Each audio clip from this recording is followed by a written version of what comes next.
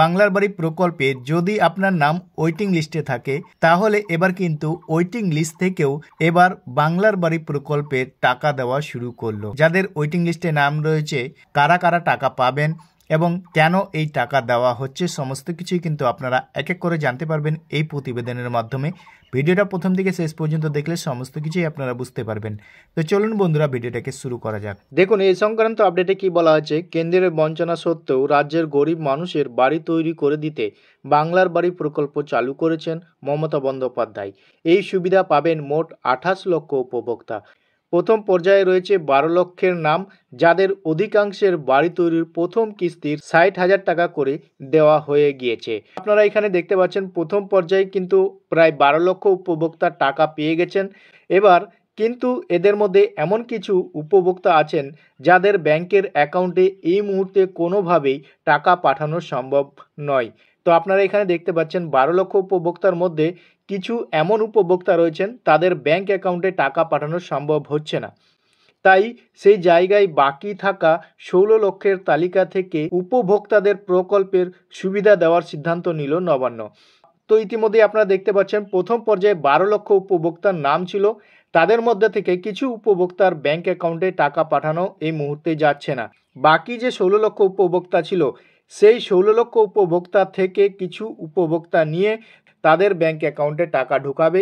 এ নিয়ে তারপরে কি বলা হয়েছে দেখুন, এখানে বলা আছে তবে যাদের ব্যাংক অ্যাকাউন্টে এই মুহূর্তে টাকা পাঠানো যাচ্ছে না তাদের প্রকল্প থেকে বাদ দেওয়া হচ্ছে বলে ভাবার কোনো কারণ নেই। তো আপনারা এখানে দেখতে পাচ্ছেন যাদের ব্যাংক অ্যাকাউন্টে এই মুহূর্তে টাকা যাচ্ছে না, অর্থাৎ 12 লক্ষ উপভোক্তার মধ্যে থেকে যাদের ব্যাংক অ্যাকাউন্টে এই মুহূর্তে টাকা দেওয়া যাচ্ছে না তাদের বাদও দিচ্ছে না। প্রশাসন সূত্রের খবর, দ্বিতীয় বা তৃতীয় পর্যায়ে তাদের কাছে প্রকল্পের সুবিধা দেওয়ার নির্দেশ ইতিমধ্যেই জেলা প্রশাসনগুলিকে দেওয়া হয়েছে। আরও জানা গিয়েছে ইউডিআইএন বাকি রয়েছে মাত্র 76,147 জনের। সূত্রের খবর, প্রথম পর্যায়ে 12 লক্ষের মধ্যে মাত্র 18,249 জনকে টাকা পাঠানোর প্রক্রিয়া এখনও চলছে। এদের মধ্যে ব্যাংকের অ্যাকাউন্টে সমস্যা, ভূমিহীন উপভোক্তা, যাচাইয়ের পর্বের পর উপভোক্তাদের অন্যত্র চলে যাওয়া বা মৃত্যুর কারণে উত্তরাধিকারী নির্দিষ্ট হওয়ার মতো সমস্যার কারণে বেশ কিছু জনকে এখনও টাকা দেওয়া সম্ভব হচ্ছে না। সেই কারণে বাকি 16 লক্ষের তালিকা থেকেই গোটা রাজ্যে প্রায় 3,500 উপভোক্তাকে শীঘ্রই টাকা দেওয়ার তোড়জোড় শুরু করতে নির্দেশ দেওয়া হয়েছে জেলাগুলিকে। শুক্রবার প্রত্যেক জেলায় বাংলার বাড়ি প্রকল্পের নোডাল অফিসারদের সঙ্গে ভার্চুয়াল বৈঠক করেছেন পঞ্চায়েত দপ্তরের পদস্থ কর্তারা। সেখানে বিষয়টি জানিয়ে দেওয়া হয়েছে পরবর্তী 16 লক্ষের সকলেই পার্মানেন্ট ওয়েটিং লিস্টে থাকা উপভোক্তা। প্রদীপ মজুমদার বলেন, একজন উপভোক্তা বঞ্চিত হবেন না, টাকা যাতে অকারণে পড়ে না থাকে তার জন্যই এই উদ্যোগ। তারপরে বলছে আগামী ডিসেম্বরের মধ্যে বাকি 16 লক্ষ বাড়ি তৈরির প্রথম কিস্তির টাকা দিতে প্রায় 9,600 কোটি টাকা বরাদ্দ করেছে রাজ্য। এর আগে 12 লক্ষ উপভোক্তাকে প্রথম কিস্তির 60,000 টাকা করে দিতে 7,200 কোটি টাকা খরচ হয়েছে রাজ্যের। কিন্তু কেন এত তড়িঘড়ি পরবর্তী তালিকা থেকে উপভোক্তাদের টাকা দেওয়ার চিন্তাভাবনা করতে হলো রাজ্যকে? প্রশাসন সূত্রের খবর, বাংলার বাড়ি প্রকল্পের টাকা ট্রেজারির মাধ্যমে উপভোক্তাদের ব্যাংকের অ্যাকাউন্টে পাঠানো হচ্ছে।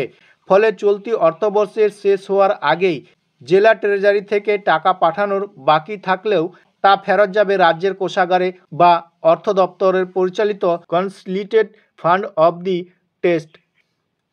তখন সংশ্লিষ্ট দপ্তরের সঙ্গে আলোচনার ভিত্তিতে নতুন অর্থবর্ষের বাজেট তৈরির পর একাধিক ধাপে পেরিয়ে নতুনভাবে বরাদ্দ হবে সেই টাকা। ফলে যে টাকা ইতিমধ্যে জেলায় পাঠানো হয়েছে তা যাতে কোনোভাবেই ফেরত না আসে সেদিকে গুরুত্ব দিতে হচ্ছে নবান্নকে। তো দেখতে পেলেন 16 লক্ষ উপভোক্তা থেকে মাত্র কিছু সংখ্যক উপভোক্তাকে কিন্তু এই মুহূর্তে টাকা পাঠানো হচ্ছে। তো এই নিয়ে আপনাদের মতামত কমেন্ট সেকশনে অবশ্যই কমেন্ট করে জানাবেন। ভিডিওটা ভালো লাগলে বন্ধুদের সাথে বেশি বেশি করে শেয়ার করবেন আর এই ধরনের ভিডিওর আপডেট পেতে আমাদের চ্যানেলটিকে সাবস্ক্রাইব করে রাখবেন।